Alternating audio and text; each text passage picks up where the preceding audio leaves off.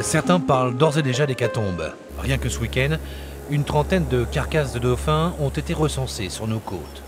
Il y a quelques jours, Sea Shepherd mettait en ligne cette vidéo censée être tournée sur le plateau de Rochebonne, au large de l'île de Ré. Selon l'ONG, les chalutiers qui pratiquent la pêche au pélagique, deux bateaux qui traînent à chalut, tueraient entre 6 500 et 10 000 dauphins. Des cétacés pris au piège dans les filets, morts par asphyxie. Nous savions exactement ce que nous allions trouver. L'ensemble du monde maritime professionnel ainsi que les ONG savent quels sont les fautifs, à savoir les chalutiers pélagiques.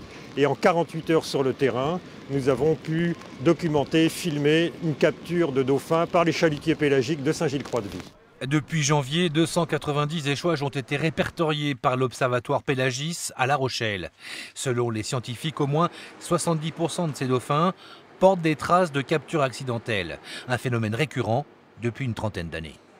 On sait depuis les années 2000 que le chalut pélagique est impliqué, en particulier quand il pêche le bar, et non pas quand il pêche l'anchois par exemple. Donc c'est un processus qui est à la fois ancien, dont on connaît une partie du mécanisme, mais qui n'est pas encore totalement compris. Ces pêches accidentelles, les marins en ont conscience et travaillent avec les scientifiques pour trouver des solutions. Seulement les méthodes utilisées par Sea Shepherd et leurs conséquences sur les réseaux sociaux ont du mal à passer. La manière dont ça a été fait, franchement, c'est un coup de poignard dans le dos. Rester derrière des bateaux toute la nuit en attendant qu'il arrive. C'est comme si vous étiez sur une autoroute en train de filmer en attente de l'accident, quoi. Ce type, il a quand même 30 ans de navigation. Il a été traité de tous les noms, quoi. Même ses enfants ont été menacés.